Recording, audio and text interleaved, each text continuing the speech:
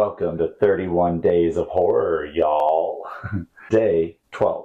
Day 12 is the Texas Chainsaw Massacre, the 1974 version. I know I've been supposed to be doing the only things I've seen for the first time. Hopefully we all have seen the Texas Chainsaw Massacre because I saw it for the first time in movie theaters. It came back for its 50th anniversary for like a weekend, I think. And so I was like, you know what? I'm going to do that. I'm going to go see it. I'm kind of giving an homage to the Jessica Biel 2000s version because that's the one that I was young and loved. Can you believe I know I did it that way? Sorry, I know it's sacrilege. But then I watched the 1974 version. But I felt like this is all fitting for the Texas Chainsaw Massacre for us today. Off the hand, you can't be there. Texas Chainsaw Massacre 1974. If you missed it in the theaters, you can watch it on Peacock and Amazon Prime. Let's get into it. How to watch the Texas Chainsaw Massacre. It's time to get the blanket out. It's time to get some pillows. It's time to get things to cover your eyes because it's a cover your eyes kind of gruesome, can't believe this is happening kind of film. Again, I like to say when you're watching older films to watch it with the eyes, the gaze of that time period and what people were afraid of. That's how I would watch it. It's definitely got old scares in it, but it's still gruesome. The story itself is gruesome still to this day. So that's my horror tip for you. Giddy on up. It's time for my 1-minute summary. So I got a minute to tell you what this film's about. If you've never seen it, if you've even heard of it, I don't know where you've been, but maybe you have heard of it but don't know what actually it's about. So spoiler free, so you can make your decision if you want to see Texas Chainsaw Massacre. We're going in 3, in 2, in 1. So the Texas Chainsaw Massacre is about a group of friends who are traveling together through Texas. I don't know if we really know the real destination. I can't remember, but yeah. So they have stops along the way.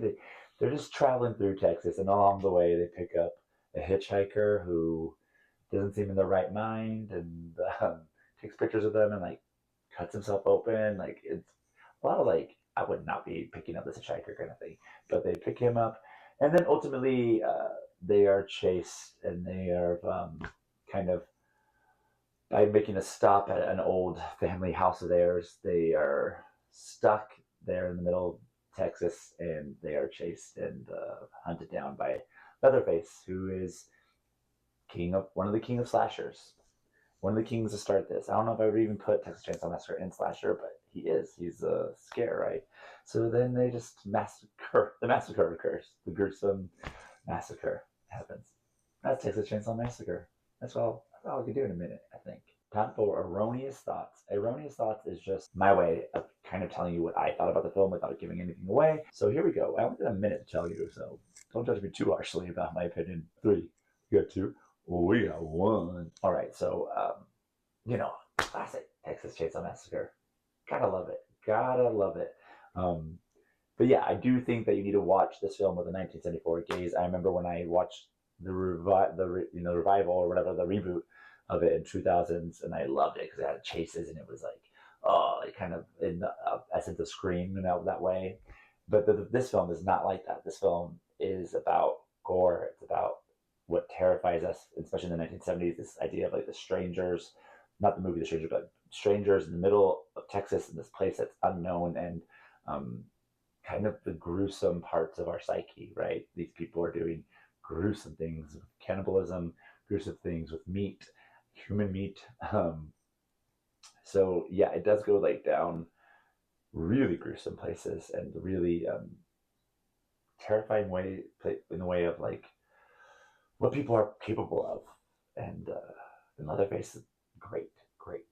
Time for Aaron's experience. This is my experience with watching the film. So I like to share my experience so that you know why I had the thoughts I had. I think how we watch it, where we watch it, really does tell us where we got our opinions from. So I went with my sister to see this film in the theater for my birthday weekend this year. We couldn't find the right time. The only time we could find that worked for both of us was on a Sunday morning at 10:30 in the morning. While other people were going to church, we were going to watch Texas Chainsaw Massacre in a very small theater. I really enjoyed. It's going to now be a part of my experience of Texas Chainsaw Massacre because when I first watched it, I just watched it on with friends and rented a DVD, I think. This will be memorable how I watched it, and it was like watching it for the first time again. Did Texas Chainsaw Massacre stick its ending?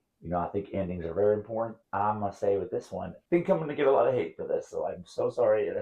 I love this film. I enjoy it. Obviously, I went to the movie theaters to watch it.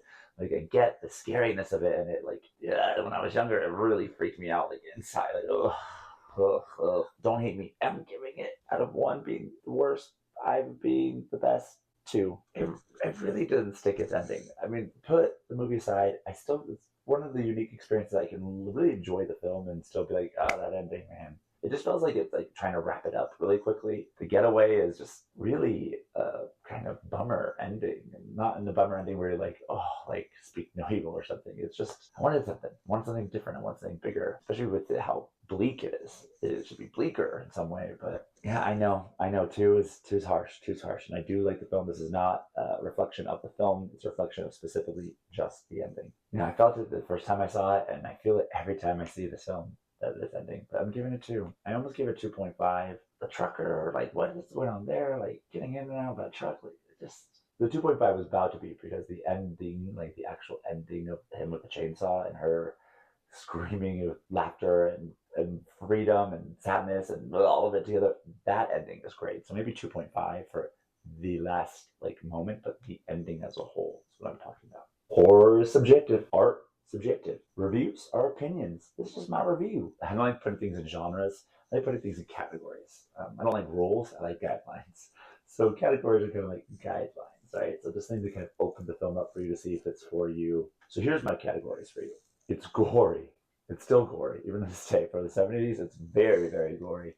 Today, it's still gory. Still gory, especially if it's your first time scare. It's gruesome. I like to use the word gruesome. It's not just the gore that's gruesome, the people are gruesome. Like the hillbillies are scary and gross and weird, and other faces, masks are gruesome.